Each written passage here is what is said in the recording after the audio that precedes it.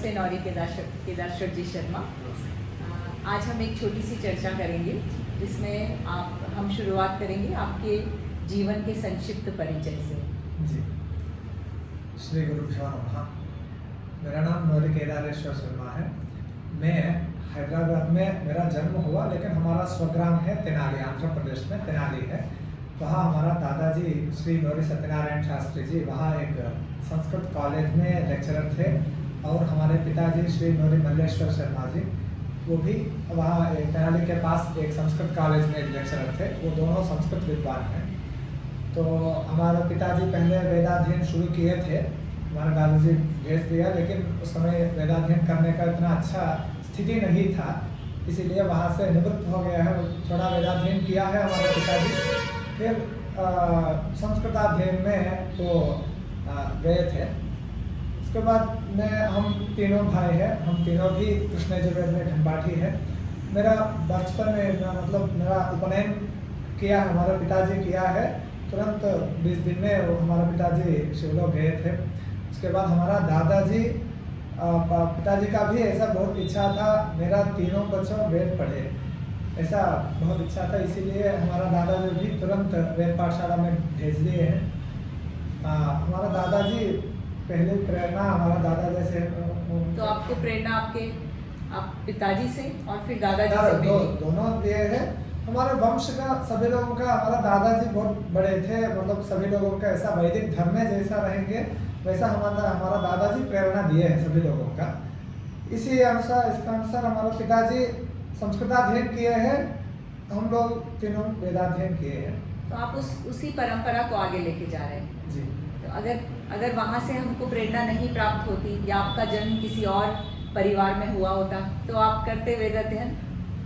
वो तो मैं कैसा बोल सकता हूँ, क्योंकि हमारा दादाजी ऐसा बहुत बड़े अनुष्ठान त्याग करते थे। हमारा घर में गांव थे, अभी नहीं है, जब दादाजी गए थे तब हमारा शक्ति नहीं था। हमारा दादाजी उनको जब 70 साल आ गया है तब भी गौ सेवा कर रहे थे घर में, बहुत नैष्ठिक विद्वान है। ऐसा उस परंपरा में मैं आया हूँ, इसीलिए हमारा वेदाध्ययन करने का मेरा अवकाश मिल गया है। और का वो तो और कहीं है तो मैं नहीं बोल पाऊँगा। तो वेद अध्यापन करके आपको क्या अनुभूति होती है? आपको क्या ऐसा लगता है कि मैं इस अध्ययन को आगे लेके जाऊं, आगे बढ़ूं, इसके पीछे क्या? आप पहले प्रश्न एक पूछे, वेदाध्ययन करते क्या होता, क्या अनुभूति होते हैं।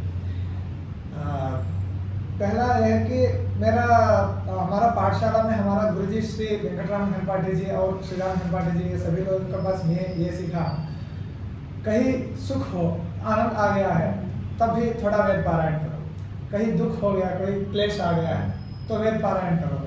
हर जगह वेद पारायण से शांति मिल जाएगी। थोड़ा जब हमको जो संहिता पाठ गहन पाठ कोई हमको आते हैं, किसी समय में ऐसा वेद पारायण करो, आनंद ले लो, ऐसा उनके पास मैं सीखा। वो मेरा अनुभव में ही है। कहीं कोई क्लेश आ गया है, कोई प्रॉब्लम आ गया है, तब उनका निवृत्ति के लिए भी हो जाएगा, मतलब अलौकिक प्रयोजन भी मिल जाएगा, और लौकिक प्रयोजन है हमारा तुरंत आनंद मिल जाएगा, सद्य आनंद हमको मिल जाएगा वेद पारायण से, यही अनुभूति है। और अब दूसरा प्रश्न पूछे थे, आगे कैसा लेके जाना है।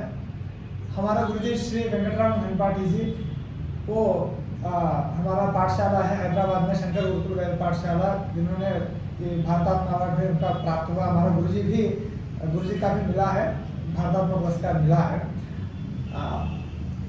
ऐसा बोल सकते हैं कि दुनिया में सबसे उच्चतम पाठशाला हमारा श्री शंकर गुरुकुल वेद पाठशाला है, वेद भवन, ऐसा सभी लोग कहते हैं। आप कहीं पूछिए, सब हमारा पाठशाला में 150 विद्यार्थी भी पढ़ रहे हैं। हमारा गुरुजी को देख के मैं ये सीखा हूँ, हमारा गुरुजी सब ये बोल रहा, तुम्हारे पास टाइम है तो पहला अध्ययन करो, और टाइम मिल गया अध्यापन करो। यही पूरा जिंदगी में हमारा गुरुजी यही किया है। पूरा बचपन में पूरा अध्ययन किया है। जब काची महास्वामी जी बोले तुम हैदराबाद जाओ, वहाँ जाके एक पाठशाला शुरू करना बोले हैं, तब से वहाँ 3 लोगों से पाठशाला शुरू किए हैं, और बहुत बड़ा पाठशाला है, अभी हमारा 4 एकड़ में है, अभी शामिल बेड में चल रहा है। इतना अच्छा किया हमारा गुरुजी, पूरा त्याग कर दिया, अपना जीवन को पूरा वेदाध्यापन के लिए, पूरा वेद के लिए अपना जीवन को त्याग कर दिया। हमारा गुरु जी का एक स्टेट गवर्नमेंट में बहुत बड़े उपाधि पदवी थे उस समय। जब कांची स्वामी जी बोले हैं तुम ये सब छोड़कर तुरंत जाओ, सभी बहुत अच्छा सैलरी वगैरह मिल रहा था, सब छोड़ के ऐसा ही वेदाध्यापन शुरू कर दिया है। अभी बहुत कैसे आगे बढ़ाना है तो वेद में ही एक मंत्र है, स्वाध्याय प्रवचनाभ्याम न प्रमदितव्यम, और स्वाध्याय प्रवचने एवेति नाको नोद्गल्यः तद्धितपस्तद्धितपः। इसका अर्थ यह है कि जो वेदाध्ययन करता है, वेदाध्ययन स्वाध्याय मतलब अध्ययन, प्रवचन मतलब अध्यापन, ये दोनों चीज एक ब्राह्मण को नित्य विधि है, बिना त्याग ये अनुष्ठान करना ही है। इसीलिए इसका आगे बढ़ाना, पहले तो अध्यापन करना मुख्य विषय है, अध्यापन करते उसको आगे बढ़ा सकते हैं। और एक वेद में जो विषय होता है वो सब विषय सभी लोगों का जैसा प्राप्त हो जाएगा, उसका अनुसार कोई ऐसा एक प्रवचन करना, एक उपन्यास वगैरह करना, ऐसा भी कर सकते हैं।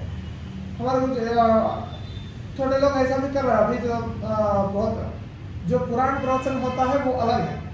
वेद में जो मुख्य विषय होता है उनको सामान्य जन तक जैसा प्राप्त हो जाएगा, वेद का जो विशिष्टता और वेद में जो विषय कहा है वो सब सामान्य जन तक जैसा पहुंच जाएगा, वैसा उपन्यास प्रवचन वगैरह करना, कहीं चर्चा करना, और शास्त्रार्थ चर्चा बोलते हैं, सभी पंडितों बैठ के चर्चा करना, और ऐसा इंटरव्यू वगैरह इत्यादि जो मार्ग होते हैं, इसका भी मैं थोड़ा प्रयत्न कर रहा हूँ। यही मैं अगला आपसे सवाल पूछना चाह रही थी कि जैसे आज के समय में तकनीक काफ़ी आगे बढ़ गई है, टेक्नोलॉजी, एआई, तो इसको हम अपने वेद अध्यापन से कैसे जोड़ सकते हैं, कैसे इनको एक टूल की तरह यूज़ करके आगे बढ़ें? हाँ, इसमें एक विषय है, टेक्नोलॉजी को साक्षात वेदाध्यापन में हम यूज़ नहीं करना, क्योंकि अभी देखिए वेदाध्ययन का बहुत नियम है। हम ऐसा इसीलिए प्राचीन काल में सभी महर्षि लोग अरण्य में जाके अपना आश्रम रख के वहाँ अध्यापन कर रहे थे, क्योंकि ऐसा जनावास बीच में वेदाध्ययन कर रहा है। तो अभी देखिए, अभी हम यहाँ कुछ पढ़ रहा है, बीच बगल में ये लॉरी कार वगैरह सब चल रहा है, इससे पूरा डिस्टर्ब हो जाएगा। ऐसा नहीं होना चाहिए। वेदाध्ययन साक्षात गुरुजी रहना है और गुरुजी का सामने शिष्य रहना है। ऐसा ही वेदाध्ययन अध्यापन ये दोनों इसी तरह ही करना है। अगर मैं इस तरह से करूँगी तो जो मेरा उद्देश्य है कि मैं वेद को सामान्य जनता तक लाऊं, हाँ, सामान्य लोग उसे देखें, समझें, तो फिर मैं इससे दूर रह जाऊंगी। जी, इसमें आपका क्या विचार है? जी, वेदाध्ययन अलग है, वेद में जो विषय है उनका जानना अलग है। वेदाध्ययन मतलब अभी हम अध्ययन किया, 10 साल गुरुजी के पास रह के अध्ययन किए हैं, साक्षात गुरुजी है, साक्षात हम हैं, साक्षात गुरुजी उपदेश करेंगे, हम उनको अभ्यास करते हैं, ऐसा चलता है। लेकिन वेद में जो विषय है उनका सभी लोग ऐसा, मैं अभी बोला हूँ, प्रवचन ये सब कर सकते हैं। अभी यूट्यूब इत्यादि माध्यम द्वारा हम अच्छा एक वीडियो बना के ऐसा वेद में ये विषय कहा है, यूट्यूब में ऐसा अध्यापन नहीं करना है, टीचिंग नहीं करना है, बस वेद में ऐसा विषय कहा है, वेद में ये विशेष विषय है, तो प्रचार के माध्यम के लिए ये सोशल मीडिया वगैरह यूज कर सकते हैं।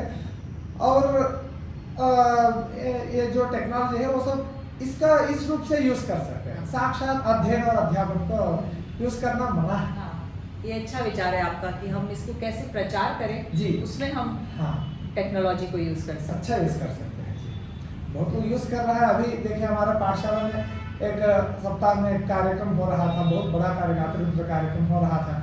उनको यूट्यूब वीडियो डाला, यूट्यूब लाइव डाला है, सभी लोग देखे, भक्त लोग वहाँ, बहुत लोग वहाँ जाएंगे, वहाँ हमारे पाठशाला में जाएंगे तो सभी लोग कहेंगे इतना अच्छा यहाँ वातावरण है, जैसा सभी टेंशन खत्म हो जाएगा। ऐसा सब लोग, सभी बच्चों अध्ययन करते रहते हैं, छोटे छोटे बच्चे 5 साल 6 साल बच्चा बैठ के इतना निष्ठा सा वेदाध्ययन करते हैं।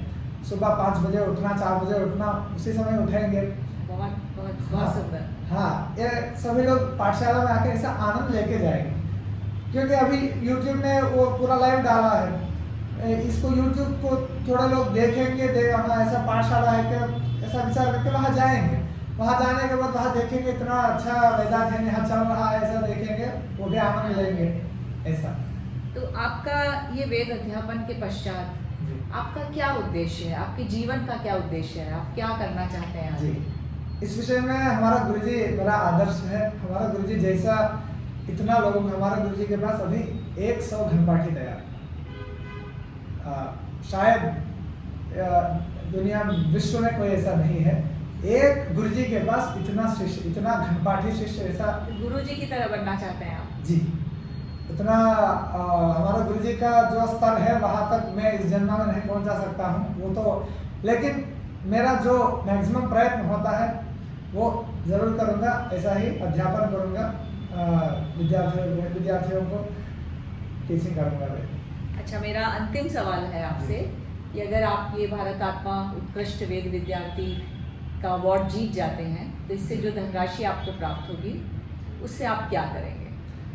जी, अभी ऐसा ना नहीं बोल सकते, लेकिन संभावना से बोलना है तो हमारा यहाँ भी हमारा गुरुजी का एक उपदेश है, तुम्हारे पास धन हो, पहले तुम अध्ययन को उपयोग करो, तुम्हारा अध्ययन खत्म हो गया तो अध्यापन के लिए उपयोग करो, जो विद्यार्थियां होता है उनका उपयोग करो, उसके बाद जो बचा है तो तुम्हारा कोई लेना है तो तब ले लो, लेकिन तुम्हारे पास धन है तो पहले अध्ययन के लिए उपयोग करो, तुम्हारा अध्ययन खत्म हो गया तो तब अध्यापन के लिए, विद्यार्थियों के लिए उपयोग करो। ऐसा अभी तो मैं अध्ययनरत हूँ, इसीलिए मेरा अध्ययन जैसा अविच्छिन्न रूप से होता है, और मैं अभी और 3-4 साल अध्ययन करने का हमारे गुरुजी आदि श्री राम घनपाठी जी बोले हैं, और अच्छा और अध्ययन करना बोले हैं।